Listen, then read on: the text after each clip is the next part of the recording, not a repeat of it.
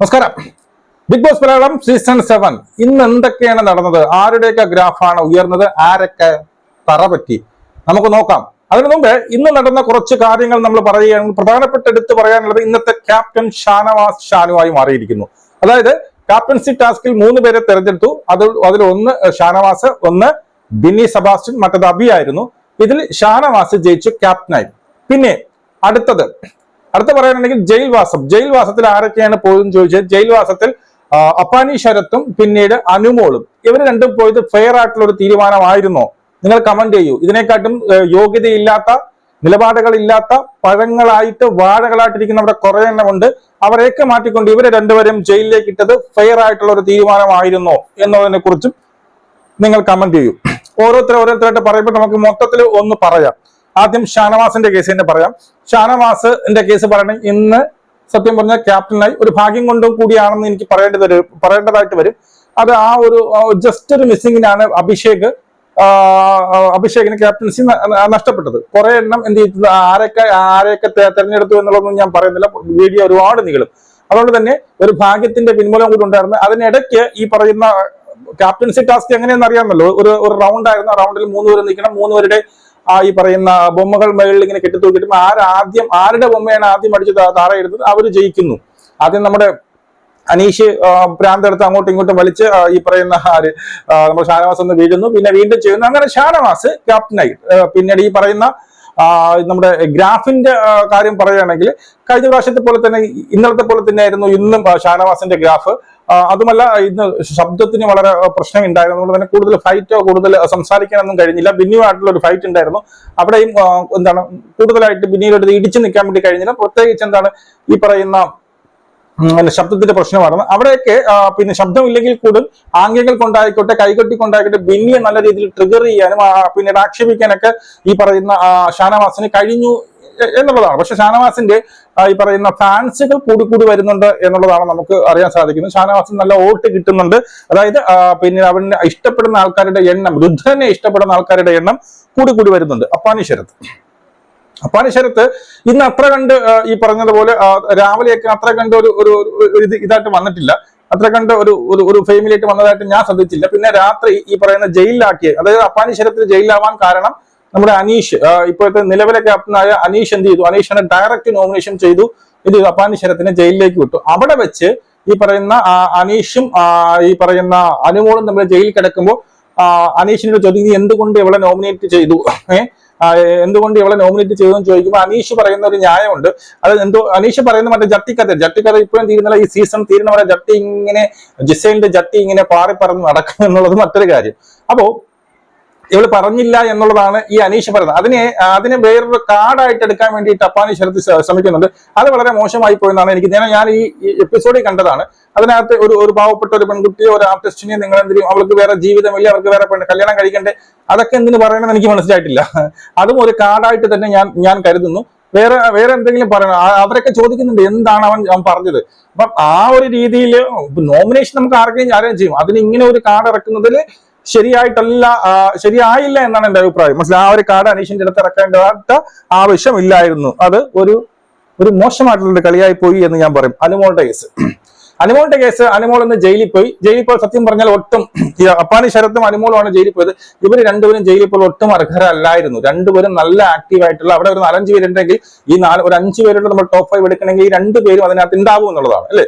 ഈ 2 പേരും അതിനകത്തുണ്ട്. അപ്പൊ അവരെ തന്നെ ജയിലിൽ വിടുന്നത് സത്യം പറഞ്ഞാൽ എന്തിനാന്ന് ചോദിച്ചു, ചുമ്മാ എല്ലാവരും അനുമോൾ എന്ന് പറഞ്ഞുകൊണ്ടിരിക്കുന്നത്. അവിടെ കുറെ എണ്ണം പഴം വിഴുങ്ങിയായിട്ടിരിക്കുന്നുണ്ട്. ഈ പറയുന്ന സൈത്യം സംബന്ധിച്ച് പഴം വിഴുങ്ങിയായിട്ടിരിക്കുന്നത്. ഈ പറയുന്ന രണാസിന് എന്ത് തേങ്ങയാണ് അവിടെ ചെയ്യുന്നത്? ഒരു തേങ്ങയും ചെയ്യുന്നില്ല. ഈ പറയുന്ന RJ ബിൻസി കട്ടിൽ ബിൻസി എന്ന് ഞാൻ പറയും, എവിടെ കണ്ടാലും ഉറക്കമാണ്. ഇന്ന് പറയാനായിട്ട് ഞാൻ ഉറങ്ങുന്നത് എന്റെ സ്ട്രാറ്റജിയാണെന്ന് അങ്ങനെ പറയുന്ന RJ ബിൻസി ഉണ്ട്. പിന്നീട് ഈ പറയുന്ന കുറെ എണ്ണം ഉണ്ട് അതിനകത്ത്. ഇവരെയും കാട്ടി ഞാൻ പറഞ്ഞില്ല, ഇവർ ടോപ്പ് 5 വരുന്നതിൽ 2 പേരാണ് ഇവരെ തന്നെ ആദ്യമേ ഒരു ജയിലിലിട്ട് അത് അവർക്ക് ഗുണമേ ചെയ്യത്തുള്ളൂ. ആ ജയിലിരുന്ന് കൊണ്ട് അവര് കുറെ കണ്ടന്റുകൾ കൊടുക്കുന്നു. അവർക്ക് വോട്ടിങ്ങിൽ അത് ഗുണമായി, അതായത് നമുക്ക് അർഹതയില്ലാതെ നമ്മുടെ മനഃപൂർവ്വം എല്ലാവരും കൂടി ചേർന്ന് കൊണ്ട് ജയിലിലോ എന്തെങ്കിലും ശിക്ഷ കൊടുക്കും. അവർക്ക് സഹതാപം അല്ലെങ്കിൽ അവരോടുള്ള ഇഷ്ടം പ്രേക്ഷകർക്ക് കൂടും. ആവശ്യമില്ലാതെയാണ് കേട്ടുന്നെങ്കിൽ. ആവശ്യമുണ്ടെങ്കിൽ ഇത് നല്ല തെറ്റ് ചെയ്തു അവൻ അവൻ തെറ്റ് ചെയ്ത് അവൻ ജയിലിൽ കിടക്കാനുള്ളത് തന്നെ എന്ന് പറയും. പക്ഷെ ഇത് ഒരു തെറ്റും ചെയ്ത് അവർ ആക്റ്റീവാണ്. എന്നിട്ടും അവരെല്ലാരും കൂടി ചേർന്ന് ഒറ്റപ്പെടുത്തിക്കൊണ്ട് ജയിലിലിടുമ്പോൾ അവർക്ക് സപ്പോർട്ട് കൂടുകയാണ് ചെയ്യുന്നത്. ഓക്കെ, അക്ബർ ഖാൻ എന്നത്തെയും പോലെ തന്നെ ഇന്നും നല്ല രീതിയിൽ പെർഫോമൻസ് ചെയ്തിട്ടുണ്ട്. ഇന്ന് ഈ പറയുന്ന അക്ബർ ഖാൻ ഉള്ളത് കൊണ്ടാണ് ഇവർക്ക് കുറച്ചെങ്കിലും കഴിക്കാൻ വേണ്ടി കിട്ടിയത്. അതുപോലെ ഇന്ന് പലയിടത്തും ഇടപെട്ട രീതിയൊക്കെ വളരെ നല്ലതായിട്ട് തോന്നി. പഴയ ആ ഒരു അക്ബർ ഖാൻ നല്ലൊരു ഈ പറയുന്ന കണ്ടസ്റ്റന്റ് ആണ് കേട്ടോ. ഭയങ്കര ശാരീരിക ക്ഷമതയും ഈ പറയുന്ന സംസാരിച്ച് നിൽക്കാനും ഒക്കെ ആർക്കും വിട്ടുകൊടുക്കാത്ത നല്ലൊരു വിന്നിങ് പിന്നെ ക്വാളിറ്റി ഉള്ള ഒരു കണ്ടസ്റ്റന്റ് ആണ് അക്ബർ. പക്ഷെ ഈ വായിന്ന് വരുന്ന വാക്കുകൾ ഒന്ന് നിയന്ത്രിച്ചു കഴിഞ്ഞാൽ, അനാവശ്യമായ വാക്കുകൾ ഒന്ന് നിയന്ത്രിച്ചു കഴിഞ്ഞാൽ, അതുപോലെ ഒരു കൂട്ടുണ്ട്. ഇവർക്ക് ചിലർക്ക് ഫേവറിസമായിട്ട് സംസാരിക്കുന്നു. ആ സംഭവം ആ ഒരു കൂട്ടുകെട്ടിൽ നിന്ന് സ്വന്തം കൂട്ടുകാർക്ക് വേണ്ടിയിട്ട് ഫേവറിസമായിട്ട് സംസാരിക്കുക കൂടി ചെയ്യാൻ. അതായത് ഉദാഹരണം പറഞ്ഞു കഴിഞ്ഞാൽ, ഇന്ന് നമ്മുടെ ആര്യന്റെ കേസ്, ആര്യനും ഈ പറയുന്ന അനുമോളും തമ്മിലുള്ള ഒരു ഫൈറ്റ് ഉണ്ടായിരുന്നല്ലോ. അവിടെ വെറുതെ ആര്യനെ സപ്പോർട്ട് ചെയ്തു. എന്തൊക്കെ പറഞ്ഞാലും ആര്യൻ ഇത് ചെയ്ത് തെറ്റ് തന്നെയാണ്. അപ്പൊ അനുമോളുടെ അടുത്ത് ഇന്നലെ കാണിച്ചു, ഇന്നലെ അവൾ പറഞ്ഞില്ല, നീ അന്നേ പറഞ്ഞു 4 ദിവസം മുമ്പൊന്നല്ല, തലേ ദിവസം ഇങ്ങനെ കാണിച്ചു, ശരി പോട്ട്, അവൾ അങ്ങ് പോട്ടെന്ന് വിചാരിച്ചങ്ങ് വിട്ടു. അപ്പൊ തന്നെ ഒരു പ്രശ്നം ഉണ്ടാക്കുന്നത്. വീണ്ടും അവൻ ആവർത്തിച്ചപ്പോൾ അനുമോൾ പറഞ്ഞത്, അതിനെ അനുമോളുടെ കൂടെ നിൽക്കുന്നതിന് പകരം സ്വന്തം കൂട്ടുകാരൻ എന്നുള്ള നിലയിൽ ആരുടെ കൂടെ നിന്നു? ഈ പറയുന്ന ആര്യന്റെ കൂടെ നിന്നു. അവിടെയൊക്കെയാണ് എന്റെ അഭിപ്രായങ്ങൾ ഞാൻ പറഞ്ഞു. ഞാൻ ഇപ്പോഴും പറഞ്ഞു, ഞാൻ ആരുടെയും പേര്, ഞാൻ ഒരു മനുഷ്യർക്കും എനിക്ക് ഫേവറേഴ്സ് ആയിട്ട് ആരുമില്ല. ഞാൻ ഉള്ളത് പോലെ തന്നെയാണ് പറയുന്നത്. അത് ആദ്യം മനസ്സിലാക്കുക. അപ്പൊ നിങ്ങൾക്ക് അറിയാം, ഞാൻ മുമ്പൊക്കെ അപ്പാനീശ്വരത്തിന് നല്ല ഇതുകൊണ്ട് വേടിയിട്ടുണ്ട്. അപ്പൊ ഞാൻ അപ്പാനിയുടെ ബിയാർ എന്ന് പറഞ്ഞു, ഞാൻ ഇന്ന് വിമർശിച്ചല്ലേ പറഞ്ഞത് അനുമോള്. അങ്ങനെയാണല്ലോ. അപ്പൊ എല്ലാ കേസിലും ഇങ്ങനെയാണ്. വിമർശനം പറയാനുള്ള സാധ്യത ഇതുണ്ടെങ്കിൽ വിമർശിക്കുക തന്നെ ചെയ്യും. അത് മുമ്പ് അങ്ങനെ എന്നടേ നീയൊക്കെ പിന്നെ കുറെ PR എന്റെ അമ്മ അതൊക്കെ പോട്ട്, അത് പറയാം, പിന്നെ പറയാം. ഇവിടെ മാരക PR-ന്റെ സത്യം പറഞ്ഞാൽ PR-ന്റെ മാരക വെർഷൻ നിന്ന് കളിക്കുന്നുണ്ട്. മാരക വെർഷൻ, ഇതുവരെയ്ക്കും കാണാത്ത മാരക വെർഷൻ നിന്ന് കളിക്കുന്നുണ്ട്. അതിനെക്കുറിച്ച് സംസാരിക്കാം. ഓക്കെ, അഭിഷേകിന്റെ കേസ് പറയുകയാണെങ്കിൽ, ഇന്ന് അഭിഷേക് ക്യാപ്റ്റൻസിയിലേക്ക് എല്ലാവരും പിന്നെ തെരഞ്ഞെടുക്കപ്പെട്ടു. അഭിഷേക് പണ്ടത്തെ ആ തുടക്ക ദിവസങ്ങളിൽ അവർ അഗ്രസീവ് പിന്നെ കൂടുതലായിട്ടുള്ള ഓവറായിട്ടുള്ള അഗ്രസീവ് ഒക്കെ മാറ്റിക്കൊണ്ട് അവിടെയുള്ള പിന്നെ വീട്ടുകാരുടെയൊക്കെ നല്ല കുട്ടിയായിട്ട് ഒരു നല്ല വീട്ടുകാരുടെ നല്ല വാക്കുകൾക്ക് പിന്നീട് പറയാൻ പ്രാപ്തനാകാനുള്ള ഒരു സംഭവം ഉണ്ടാക്കി വെച്ചു. എല്ലാവരും പറയുന്നുണ്ട്, എല്ലാം പറയുന്നതൊക്കെ സത്യമാണ്. ആര് പറഞ്ഞാലും സമാധാനത്തിൽ ഈ പറയുന്ന അഭിഷേക് കേൾക്കും. അതുകൊണ്ട് തന്നെ അവരുടെ എല്ലാം ഒരു നല്ല പിള്ളയായിട്ട് മാറിയിട്ടുണ്ട്. അത് ക്യാപ്റ്റൻസി ടാസ്കിൽ പിന്നീട് എന്താണ് അത് അവർ ഗുണം ചെയ്തു. അങ്ങനെയാണ് ക്യാപ്റ്റൻസി ടാസ്കിൽ പിന്നെ മത്സരിക്കാനുള്ള അവസരം കിട്ടിയത്. അതൊരു ഭാഗ്യക്കേട് കൊണ്ടാണ് പോയത്. അടുത്ത ജിസേൽ തക്രാളിന്റെ കേസ് പറയുകയാണെങ്കിൽ, ജിസേൽ തക്രാളും ഇന്നും നല്ല രീതിയിൽ എന്താ പറയുക, ഒരു പ്രത്യേകിച്ച് എടുത്തു പറയാനൊന്നും ഇല്ലെങ്കിലും അവളെടുക്കുന്ന നിലപാടുകളൊക്കെ ഞാൻ ഇപ്പോഴും എനിക്ക് ജിസേൽ തക്രാളിന് നല്ല വോട്ടുണ്ട്. എന്റെ പോളിംഗിൽ തന്നെ രണ്ടാം സ്ഥാനം ജിസേൽ തക്രാളിനാണ്. ഫസ്റ്റ് അനുമോള്, 2 ജിസേൽ, 3-ാമതാണ് രണാസുന വന്നിരിക്കുന്നത്. അപ്പൊ ജിസേൽ തക്രാളിന്റെ അവളുടെ ഓരോ നിലപാടുകൾ ഓരോന്നിലെടുക്കുന്ന ഈ പറയുന്ന ഒരു കാർഡും എടുത്തതായിട്ട് കണ്ടില്ല. എനിക്ക് ഇഷ്ടപ്പെടാത്ത ഒരു കേസ് ജിസേലിന്റെ കേസ്. ഇപ്പോ എന്തോ ഒരു കേസിന് അവനെ നോമിനേറ്റ് ചെയ്ത, അതായത് ഡ്രസ്സ് മാറിയപ്പോൾ, പിന്നെ ബാഡ്ജ് പോയപ്പോൾ പറഞ്ഞ ആ ഒരു സാധനം, അത് മാത്രം എനിക്ക് ഇഷ്ടപ്പെട്ടില്ല. ബാക്കിയെല്ലാം ജിസേല് ഓക്കെയാണ്. നിവിൻ ഓരോ ദിവസം കഴിയുന്തോറും നിവിന്റെ ഗ്രാഫ് ഓരോ പടിയായിട്ട് മുന്നിലോട്ട് വന്നുകൊണ്ടിരിക്കുന്നു. ഇപ്പൊ എല്ലാരെയും ഇഷ്ടപ്പെടുന്ന തമാശകൾ പറഞ്ഞ് എന്റർടൈനിങ് ആയിക്കൊണ്ട് എല്ലാവരുടെ മനസ്സിലേക്ക് ഒരുപാട് കമന്റുകൾ നമുക്ക് ശ്രദ്ധയിൽപ്പെടുന്നുണ്ട്. നിവിന് നല്ലൊരു ഫാൻ ഫോളോവേഴ്സ് വരുന്നുണ്ട്. അതുപോലെ ഇന്ന് ഈ പറയുന്ന RJ ബിൻസിയുമായിട്ടുള്ള ആ ഒരു ഫൈറ്റിൽ, RJ ബിൻസിയുടെ കേസ് പറയുമ്പോൾ ഞാൻ പറയാം. കാരണം എന്തൊക്കെയാണ് അവളെ വിളിച്ചു പറയുന്ന അറിഞ്ഞുകൂടാ, അതിനെ കുറിച്ച് പറയാം. അതും നല്ല രീതിയിൽ ഫൈറ്റ്, ഇപ്പം ഈ തമാശ പറയാൻ മാത്രമല്ല ഫൈറ്റ് ചെയ്യാനും എനിക്ക് അറിയാം എന്ന് ഈ പറയുന്ന നിവിൻ തെളിയിച്ചുകൊണ്ടിരിക്കുന്നത്. അതുകൊണ്ട് തന്നെ നിവിന്റെ ഗ്രാഫ് നല്ല രീതിയിൽ ഉയർന്നിട്ടുണ്ട് എന്നുള്ളത് നിവിൻ ഉറപ്പായിട്ടും ഈ ആഴ്ചയോ അടുത്ത ആഴ്ചയോ അതിന്റെ അടുത്ത ആഴ്ചയോ പോകുന്ന ഒരു വ്യക്തിയല്ല എന്നും നമുക്ക് ഇതിൽ നിന്ന് മനസ്സിലാക്കുന്നു. അടുത്ത രണാസുന. ഇന്ന് രാവിലെ നമ്മൾ എപ്പിസോഡിൽ ആദ്യം കണ്ടത് എന്റെ പൊന്നെ, നിങ്ങൾക്ക് ആർക്കും ഇതൊന്നും മനസ്സിലാവുന്നില്ലല്ലേ?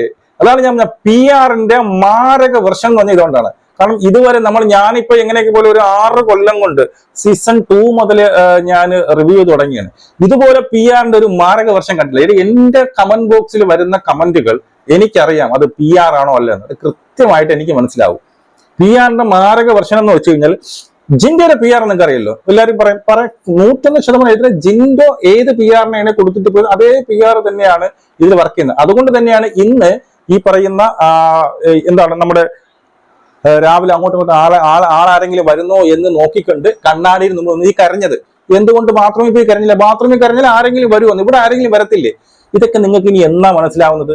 എന്റെ കിച്ചു, നിങ്ങൾക്കറിയില്ല, ചിലപ്പോൾ നിങ്ങൾ ഈ പാവപ്പെട്ടവർക്ക് മനസ്സിലാവും, യോ പാവ കിച്ചുവിനെ എന്തുമാത്രം സ്നേഹിക്കുന്നു. ഈ കിച്ചുവിനെ ഈ പറയുന്ന രനാസുന പറഞ്ഞ് ഞാൻ നിങ്ങളുടെ അടുത്ത് പറയുന്നുണ്ട്, എപ്പോഴും പല ആവർത്തി ഞാൻ നിങ്ങളുടെ അടുത്ത് പറയുന്നുണ്ട്, ഇത് എന്താണ് രനാസുന എന്ന്. ഈ പറയുന്ന അതിനുശേഷം നിങ്ങൾ ഈ മീഡിയയിൽ കാണുന്നതല്ല. ഞാനൊരു കാര്യം പറയണമെങ്കിൽ, ഞാൻ ആരെങ്കിലും കുറിച്ച് വിമർശിക്കുന്നുണ്ടെങ്കിൽ വ്യക്തമായിട്ട് സ്പഷ്ടമായിട്ട് കാര്യങ്ങൾ തിരക്കി അറിഞ്ഞതിന് ശേഷം മാത്രമേ ഞാൻ വിമർശിക്കുള്ളൂ.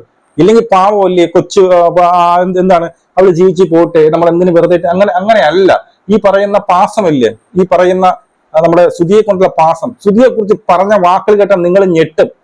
മനസ്സിലായോ? ഈ പറയുന്ന കിച്ചുവിനെ കുറിച്ച് പറഞ്ഞ വാക്കുകൾ അറിയാം, അത് എനിക്കറിയാം. അതുകൊണ്ടാണ് എനിക്കിത് കാണുമ്പോൾ ചിരി വരുന്നത്. വീണ്ടും മനുഷ്യരെ, ജനങ്ങളെ പറ്റിക്കുകയല്ലേ എന്ന് ഞാൻ പറയുന്നത് അതുകൊണ്ടാണ്. ഇന്ന് വേറൊരു ഡയലോഗ് അടിക്കുന്നുണ്ട്, എന്താണ് ഇതെന്ന്, ഓണത്തിന് പിന്നീട് ഫുഡ് വാങ്ങിച്ചു തരാൻ ആരും തിരക്കത്തില്ല, പിന്നെ ഈ കൊല്ലം സുധീർ മക്കൾ, നീ എന്തിനു അഭിനയിക്കാൻ പോകുന്നു, നീ എന്തിനു അതിന് ആര് പറഞ്ഞു താങ്കൾ അഭിനയിക്കാൻ പോകണമെങ്കിൽ പ്രശ്നം? ഇവിടെ ഞാൻ പറഞ്ഞിട്ടില്ല, ഒരു റിവ്യൂവിനും പറഞ്ഞ താങ്കൾ അഭിനയിക്കാൻ പോകരുതെന്ന്. ഞാൻ പറഞ്ഞ് തളർന്നു. താങ്കൾ അഭിനയിക്കാൻ പോകരുതെന്നോ താങ്കൾ റീൽസ് ചെയ്യില്ലെന്നോ കൂടെ ഒരു ഒറ്റ മനുഷ്യരും പറഞ്ഞിട്ടില്ല. കമന്റ് ബോക്സിലും പോലും റെയറായിട്ട് 1-2 കമന്റ് വരുന്നത് ഞാൻ കണ്ടിട്ടില്ല സത്യം കമന്റ് ബോക്സിൽ ഇങ്ങനെ പറയുന്നത്. അപ്പൊ അതിനെ എടുത്ത് പിടിക്കേണ്ടത് ഇവര് പറയുന്ന താങ്കളുടെ കള്ളങ്ങളാണ്, താങ്കളുടെ അഹങ്കാരമാണ്. ഇപ്പൊ തന്നെ അറിയാലോ, ഒരു ഫൈറ്റ് വരുമ്പോൾ നിന്ന് തുള്ളുന്നത്. മനസ്സിലായോ? ഇവിടെ തന്നെ ആ ഒരു വീഡിയോ ഉണ്ടല്ലോ, ആ കണ്ണാടി ഇരിക്കുന്ന വീഡിയോ നിങ്ങൾ ആദ്യം കാണണം. ആദ്യം ഒരു ഇതിരിപ്പുണ്ട്, കുതിരയെ നോക്കിയാൽ ആദ്യം പറയാം, കരഞ്ഞുകൊണ്ട് ഇങ്ങനെ പറയുമ്പോൾ, ഓ നിനക്ക് കണ്ണില്ലല്ലോ എന്ന് മാറ്റി. ആ സ്പോട്ടില് അവളുടെ മുഖം മാറുന്നുണ്ട്. ഞാൻ പറയുന്ന സംശയമാണെങ്കിൽ ആ ഒരു വീഡിയോ നിങ്ങൾ ഒരിക്കൽ കൂടി എടുത്ത് കാണണം. ആ സ്പോട്ടില് ആദ്യം കരഞ്ഞുകൊണ്ട് വന്ന്, പിന്നെ കുതിരയ്ക്ക് കണ്ണില് സ്പോട്ടിൽ മാറുന്നുണ്ട്, പിന്നീട് ഇടയ്ക്കിടയ്ക്ക് തിരിഞ്ഞു നോക്കുന്നുണ്ട് ആള് വരുന്നത്. ഞാൻ ബാത്റൂമിൽ കയറി ഇരുന്ന് പറയാത്തത് എന്തുകൊണ്ട്? ആൾക്കാർ കാണുമെന്നുള്ളത് കൊണ്ടൊന്നും. ഇതൊക്കെ ചെയ്തതാരാ? ജിൻഡോ. ഇതെല്ലാം ഇതേപടി ചെയ്ത് ജിൻഡോയ്ക്ക് ആരാ PR എടുത്തത്? ജിൻഡോ ഏത് ടീമിനാണോ PR എടുത്തത് അതേ സെയിം ടീമാണ് ഇവർക്ക് PR എടുക്കുന്നത്. അല്ലെങ്കിൽ ഇതിന്റെ മാരക വർഷം കാരണം ബിഗ് ബോസിലേക്ക് പോകും മുമ്പേ എല്ലാ ആഴ്ചയിലും വോട്ട് പിടിക്കുന്ന രീതിയിൽ, ഞാൻ ഈ ആഴ്ച എലിമിനേഷനിലുണ്ട്, നിങ്ങൾ എനിക്ക് വോട്ട് തരണം, അങ്ങനെ എല്ലാ ആഴ്ചയിലും അവർ ഷൂട്ട് ചെയ്ത് വെച്ചിരിക്കുക. അത്രയ്ക്ക് മാരക വർഷനായിട്ടുള്ള ഒരു PR ആണ്. കഴിഞ്ഞ വട്ടം അല്ലെങ്കിൽ ജിൻഡോ ജയിച്ചത് എങ്ങനെയാന്ന് ഞാൻ പറഞ്ഞ PR കൊണ്ട് മാത്രമാണ്. ഞാൻ ജിൻഡോ എന്ന് പറഞ്ഞ കാണിക്കുന്നതെല്ലാം ഇവൻ കാണിക്കുന്നതെല്ലാം ഉടായിപ്പാണ്. ഞാൻ പല വട്ടം ഇവിടെ പറഞ്ഞപ്പോൾ നീയൊക്കെ കുറെ എണ്ണം മണ്ടന്മാരായ കുറെ എണ്ണം വന്ന് നമുക്ക് കാണിക്കുന്ന അമ്മപ്പാസവും, ഇനിയിപ്പോ അമ്മപ്പാസം ജിൻഡോ കാണിച്ചത് അമ്മപ്പാസമായിരുന്നു. ഇവിടെ അമ്മപ്പാസമാണ്, പക്ഷെ മക്കൾക്ക് വേണ്ടിയിട്ടാണ്. ഈ മക്കളെ കുറിച്ച് പിന്നെ ഋതപ്പന്റെ കേസ് പോട്ട്, ഋതപ്പനെ കാണാൻ പറഞ്ഞ ഒരാഴ്ച കഴിഞ്ഞാണ് പോട്ട്. ആ കേസുകളൊന്നും നോക്കുന്നില്ല, അതൊക്കെ വിട്. എനിക്ക് പിടിക്കാത്ത മറ്റൊന്നുമല്ല, നമ്മുടെ കിച്ചുവിനെ കുറിച്ച് എന്റെ മോനെ എന്റെ പൊന്ന് റനാസുന, നിന്നെ പോലെ അഭിനയിക്കാൻ കഴിവുള്ള വേറൊരാളെ ഞാൻ കണ്ടിട്ടില്ല. അതുകൊണ്ട് ഞാൻ നിങ്ങളുടെ അടുത്ത് മാരകമായിട്ടുള്ള PR ആണ് കൊടുത്തിരിക്കുന്നത്. മാരക വർഷനാണ് PR-ന്റെ മാരക വർഷം. അത് ഫേസ്ബുക്കിലാണ് ഏറ്റവും അധികം. മനസ്സിലായോ? ഫേസ്ബുക്കിൽ അങ്ങേ അറ്റമാണ്. ഇനി കാണിക്കാൻ പോകും. ഇനിയിപ്പോ ഈ പാസങ്ങൾ എന്തുകൊണ്ട് നിനക്ക് സങ്കടം വരുന്നെങ്കിൽ മാത്രമേ നിനക്ക് അറിയാമല്ലോ. ബാത്റൂമിൽ കറഞ്ഞ വേറെ ആരെങ്കിലും വരുമോ? ഇപ്പൊ ഇവിടെ കറഞ്ഞ ആരും വരത്തില്ലേ? അപ്പൊ കണ്ണാടിയെ നോക്കി എന്തിനാ കരയുന്നത്? ആൾക്കാർ കാണാൻ വേണ്ടി ഇടയ്ക്കിടയ്ക്ക് ക്യാമറ നോക്കുന്ന കണ്ടിട്ടുണ്ടോ? ഇതൊക്കെ ഞാൻ പറഞ്ഞു 1-2 കൊല്ലമായില്ല, 5-6 കൊല്ലം കൊണ്ട് റിവ്യൂ ചെയ്യാനാണ്. ഒരാൾ പ്രേക്ഷകരെ കാണിക്കാൻ വേണ്ടി ചെയ്യുന്ന കാര്യം കൃത്യമായിട്ട് എനിക്ക് മനസ്സിലാവും. ചിലപ്പോൾ ഇപ്പോഴായിട്ട് പുതിയതായിട്ട് കാണാൻ തുടങ്ങിയവർക്ക് ചിലപ്പോൾ മനസ്സിലാവില്ല. ഇത് കൃത്യമായിട്ട് മനസ്സിലാവും. പക്ഷെ ഇങ്ങനെ കാണുമ്പോഴാണ് പാവപ്പെട്ട അല്ലെങ്കിൽ നിഷ്കളങ്കരായ ജനങ്ങൾ തെറ്റിദ്ധരിച്ചു പോകുന്നത്. അപ്പോ ഇവിടെ PR-ന്റെ മാരക വർഷം കാണുന്നത് റനാസുനയിലാണ്. മനസ്സിലായോ? അടുത്ത ആദില നൂറ, പ്രത്യേകിച്ചൊന്നും പറയാനില്ല. ആദില നൂറ പഴയതുപോലെ തന്നെയാണ്. അവിടെ ഇവിടേക്ക് നിന്ന് എന്തൊക്കെ പറയുന്നുണ്ട്. ഗ്രാഫ് അതുപോലെ തന്നെയാണ്, താഴുന്നുമില്ല മേളുന്നുമില്ല, അങ്ങനെ നിൽപ്പുണ്ട്. പിന്നെ റെന ഫാത്തിമയുടെ കേസ് പറയുകയാണെങ്കിൽ ഇന്ന് റെന ഫാത്തിമ അനാവശ്യമായ കുറെ കാർഡുകൾ ഇറക്കുന്നുണ്ട്. അതായത് ഈ പറയുന്ന നമ്മുടെ ആരുമായിട്ട് ഉനീൽ സാബുമായിട്ടുള്ള ഫൈറ്റ്. വെറുതെ ഉനീൽ സാബു അവിടുത്തെ ക്യാപ്റ്റനാണ്, കിച്ചന്റെ ക്യാപ്റ്റനാണ്. അവരെടുത്ത് പോയി കിടന്നിട്ട് ഞാൻ ചുറ്റുതരാമെന്ന് പറയേണ്ട ആവശ്യമില്ല. അതുമല്ല ഇത്രയും പ്രായമായ പോടാന്ന് വിളിക്കേണ്ട ആവശ്യവുമില്ല. എന്നിട്ട് അതെല്ലാം കഴിഞ്ഞതിന് ശേഷം പറയുന്നു ഒരു ഭക്ഷണത്തിന് പോലും കണക്ക് പറയുന്ന, 6 ഭക്ഷണത്തിന് കണക്ക് പറഞ്ഞു, അവിടെയും കാർഡ് ഇറക്കുകയാണ്. അവിടെ ഭക്ഷണം തരില്ലെന്ന് നീ ഇത്ര കഴിച്ചത് കൂടിപ്പോയെന്നൊന്നും പറയില്ല. നീ ചെയ്യേണ്ട ഞങ്ങൾ ചെയ്യാന്ന് അവർ പറഞ്ഞത്. അതിനെ അവിടെ കാടിറക്കിക്കൊണ്ട് എന്താണ് ഒരു ഭക്ഷണത്തിന് പോലും കണക്ക് പറയുന്ന ഒരു മുതലക്കണ്ണീരും കൂടി ഒലിപ്പിച്ചു. ഇതൊക്കെ ലാലേട്ടൻ കണ്ട് ചോദിച്ചാൽ മതി, മനസ്സിലായോ? അതിൽ രണ ഫാത്തിമയോട് എനിക്ക് വളരെ വളരെ ഡിസപ്പോയിന്റഡ് ആണ്. രണ ഫാത്തിമയെ കുറിച്ച് നമ്മൾ ഒരുപാട് പൊക്കി പറഞ്ഞു, പക്ഷെ ഇപ്പോ ഇങ്ങനെ പറയാനേ പറ്റത്തുള്ളൂ. മുൻഷി രഞ്ജിത്ത് കൂടുതലായിട്ടൊന്നും പറയാനില്ല, വയസ്സായില്ലേ. അടുത്ത ഒനിൽ സാബുവിന്റെ കേസ് പറയുകയാണെങ്കിൽ ഈ ഒരു 2 ദിവസം കൊണ്ട് ഒനിൽ സാബുവിന്റെ ഗ്രാഫ് പൊങ്ങി വരുന്നുണ്ട്. രണ ഫാത്തിമയോടുള്ള ആ ഒരു കുറച്ച് അഗ്രഷൻ കൂടിപ്പോയെങ്കിലും വാക്കുകൾ നല്ല രീതിയിൽ ഉപയോഗിച്ചു. അതായത് വിക്കിപ്പോയില്ല, പടപടപട വാക്കുകൾ ഇടുകയും അവിടെ രണ ഫാത്തിമ കരയേണ്ട വക്കിലേക്ക് എത്തി. രണ ഫാത്തിമ അവിടെ പിടിച്ചിരിക്കാൻ പറ്റിയില്ല. ആരെടുത്ത് ഒനിൽ സാബുവിന്റെ അടുത്ത് പിടിച്ചു നിൽക്കാൻ പറ്റും. അതുകൊണ്ട് തന്നെ ഗ്രാഫ് മുകളിലോട്ട് വരുന്നുണ്ട്. ബിന്നി സെബാസ്റ്റ്യൻ എല്ലാ ടാസ്കുകളിലും വളരെ കൃത്യതയോടുകൂടി എല്ലാ അഭിപ്രായങ്ങൾ പറയുകയും അവിടെ നല്ലൊരു ഗെയിം ഉള്ളതുമായിട്ടുള്ള വ്യക്തിയാണ് ബിന്നി സെബാസ്റ്റ്യനും ഗ്രാഫ് മുകളിലോട്ട് തന്നെയാണ്. സൈത്യ സന്തോഷ് ഒന്നും പറയാനില്ല. കലാപൻ സരിക അവിടെയൊക്കെ ഇരുന്ന് എന്തൊക്കെ കുച്ചുമ്പുകളും പിന്നെ എന്തൊക്കെ പറയുന്നുണ്ടെന്നല്ലാതെ പ്രത്യേകിച്ച് ഒരു ഗെയിം ഉള്ളതായിട്ട് എനിക്ക് അറിയത്തില്ല. ഈ പറയട്ട പിന്നെ സൈത്യ സന്തോഷിന് ഒരു ഗെയിമും ഇല്ല. ഇവർക്കൊന്നും ഗെയിം ഇല്ല. നമുക്ക് ഒരു ഗെയിം വേണോടെ, എന്തെങ്കിലും ഒരു ഗെയിം, ആ ഗെയിം അവർക്ക് ഇല്ല എന്നുള്ളതാണ്. ഇനി അടുത്ത ഷാരിക, സെയിം സാധനമാണ്. ചുമ്മാ അവിടെ ഹോട്ട് സീറ്റ് കളിക്കുക എന്നുള്ളത്. അവർക്കും ഒരു ഗെയിം, എന്ത് ഗെയിമാണ് അവരെ കളിക്കുന്നത് എനിക്ക് അറിയത്തില്ല. അവരൊക്കെ അവരെ കൂടെയുള്ള കുറച്ച് പേരുണ്ട്. അതായത് ഈ പറയുന്ന നവീൻ ആയിക്കോട്ടെ, ഈ പറയുന്ന ആര്യൻ ആയിക്കോട്ടെ, റനാസുനി ആയിക്കോട്ടെ, അവരൊക്കെ അവരുടെ ഗ്രൂപ്പിലുണ്ട്. അവരെ ആരെങ്കിലും പറയണമെങ്കിൽ അവിടെ കയറി പിന്നെ ഹെഡ് പിന്നീട് ഉടക്കും എന്നുള്ളത് പ്രത്യേകിച്ച് ഗെയിം ഇതുവരെയായിട്ടും ഞാൻ കണ്ടിട്ടില്ല. ആര്യൻ ഖത്തോരിയക്ക് ഇപ്പം കുറേ ദിവസം കൊണ്ട് വലിയ കുഴപ്പമില്ലാത്ത ഗ്രാഫുകൾ പൊങ്ങി വരുന്നു. പക്ഷെ ആര്യൻ ഖത്തോരിയുടെ കേസ് പെൺ വിഷയത്തിൽ പ്രശ്നമാണ്. ചെറിയ ഒരു കോഴിയാണ്. പല പ്രാവശ്യം ഈ പറയുന്ന അനുമോള് മാത്രമാണെങ്കിൽ നമുക്ക് വിടാമായിരുന്നു. പക്ഷെ അനുമോള് മാത്രമല്ല, പലരുമായിട്ട് ഈ പറയുന്ന ലൈംഗിക ചുവയോട് കൂടി സംസാരിച്ചിട്ടുണ്ട്, പലരും പറഞ്ഞിട്ടുമുണ്ട്. അതുപോലെ ഇന്ന് പറഞ്ഞിട്ട് നമുക്ക് ഇവിടെ നിൽക്കണമെങ്കിൽ ഒരു ഗെയിമിനെ കുറിച്ച് നല്ല അവയർനെസ് ഇവിടെ നിൽക്കണമെങ്കിൽ എന്തെങ്കിലും ഒരു റിലേഷൻ ഉണ്ടാക്കണമെന്ന് ഒരാളടുത്ത് പറഞ്ഞു, അതായത് ലവ് ആയാലും. അപ്പൊ അതുകൊണ്ട് തന്നെ ഒരു ലവ് ട്രാക്ക് പിടിക്കാനുള്ള എല്ലാ സാധ്യതകളും ഈ പറയുന്ന ആര്യൻ ഖത്തോരിയയിലുണ്ട്. ആർ ജെ ബിൻസി കഴിഞ്ഞാൽ വളരെ മോശമായിട്ടുള്ള ഒരു കളിയായിരുന്നു ആർ ജെ ബിൻസി. സത്യം ഒരു കട്ടിലായിരുന്നു. എപ്പോ കണ്ടാലും കട്ടിൽ കിടന്ന് ഉറങ്ങുന്ന ഒരു വലിയ കട്ടിൽ ബിൻസി എന്ന് പറയാതിരിക്കാൻ വയ്യ. ഞാൻ ഇന്ന് കുറെ എടുത്ത് കട്ടിലെടുത്ത് മുഖ്യ എടുത്ത് കിടന്ന് ഉറങ്ങുന്നതാണ് ഞാൻ കണ്ടത്. അതുമല്ല ഈ പറയുന്ന ഇന്നെടുത്ത കുറെ കാർഡുകൾ വെളിയെടുത്തിട്ടുണ്ട്. ഉറങ്ങിക്കിടന്നത് എന്റെ സ്ട്രാറ്റജിയാണ്, ഞാൻ കൂർക്കം വിളിച്ച് ഉറങ്ങിയത് എന്റെ സ്ട്രാറ്റജി ആണെന്ന് പറയുന്നത് ഞാൻ ആദ്യമായിട്ട് കാണുന്നത്. ആദ്യമായിട്ട് ഇവിടെ കിടന്ന് ഉറങ്ങി പട്ടി കുറച്ചതും ബിൻസി മാത്രമാണ്. അതുപോലെ വെറുതെ ആവശ്യമില്ലാതെ 2 വോട്ട് കിട്ടിയെന്നും പറഞ്ഞുകൊണ്ട് ഈ പറഞ്ഞ നിവിന്റെ അടുത്ത് കയറി ചാടി കളിക്കേണ്ട ഒരു ആവശ്യമില്ലാത്ത അവന്റെ ഉമ്മയെ കുറെ പ്രാവശ്യം ആദ്യം അവന്റെ ഉമ്മയെ വിളിച്ചു, പിന്നെ അമ്മയെ അച്ഛനെന്ന് വന്ന് എന്റെ വീട്ടിൽ പോയി പറയാം, എന്നെ എടിയെന്ന് വിളിക്കില്ലെന്ന് പറയുകയും ചെയ്യും. ഇവള് തന്നെ ഒരു 900 മറ്റേ അവരെ എടാ പോടാ അലവലാതി എന്തിന് നാണം കെട്ടവനെ അങ്ങനെയൊക്കെ പറയുകയും ചെയ്യുന്നു.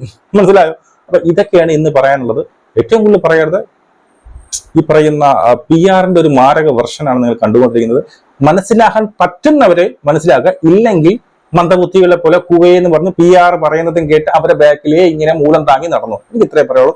നിങ്ങളുടെ അഭിപ്രായം കമന്റ് രേഖപ്പെടുത്തി നമുക്ക് വീണ്ടും കാണാം. ജയ് ഹിന്ദ്.